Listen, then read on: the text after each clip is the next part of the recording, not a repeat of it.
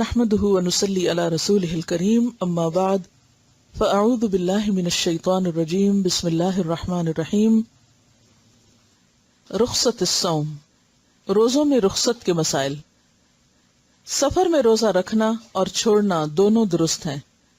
عن عائشة رضی اللہ عنہا قالت ان حمزة بن عمرو الاسلمی قال للنبي صلی اللہ علیہ وسلم اصوم في السفر وكان كثير الصيام فقال ان شئت فصم وان شئت فافطر متفق علیہ. حضرت عائشہ رضی اللہ عنہا سے روایت ہے کہ حمزہ بن عمرو الاسلمی نے نبی اکرم صلی اللہ علیہ وسلم سے پوچھا کیا میں سفر میں روزہ رکھوں، اور وہ کثرت سے روزے رکھنے والے تھے، یعنی عام دنوں میں بھی نفلی روزے کثرت سے رکھتے. نبی اکرم صلی اللہ علیہ وسلم نے فرمایا اگر چاہے تو رکھ، چاہے نہ رکھ. اسے بخاری اور مسلم نے روایت کیا ہے.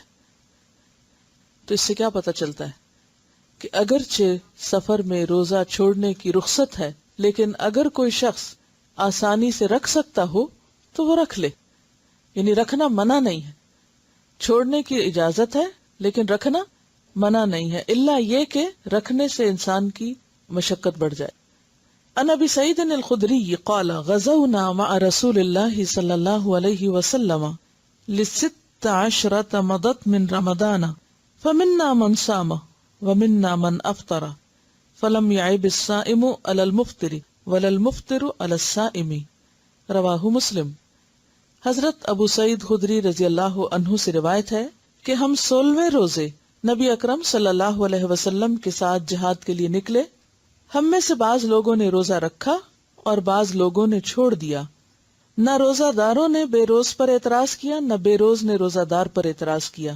اسے مسلم نے روایت کیا. تو اس سے کیا پتہ چلتا ہے؟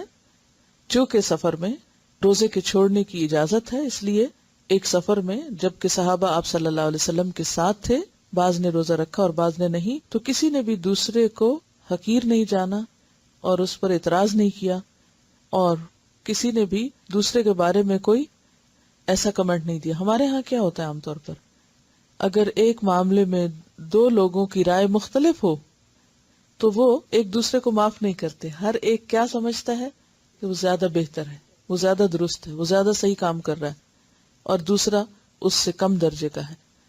تو ہاں، جو یہ سمجھے وہ خود بخود اپنا درجہ کم کر لیتا ہے، ورنہ اللہ تعالیٰ کی دی ہوئی رخصت سے فائدہ اٹھانے والا بھی اللہ ہی کے حکم پر عمل کر رہا ہوتا ہے. تو عبادت میں اصل چیز کیا ہے؟ اللہ کی اطاعت ہے، اللہ کی فرما برداری ہے. کسی چیز کو ایک طریقے پہ کرنا اور دوسرے طریقے پہ کرنا، اگر اس کی مرضی اور دلیل کے ساتھ ہو تو دونوں ہی درست ہو جاتے ہیں.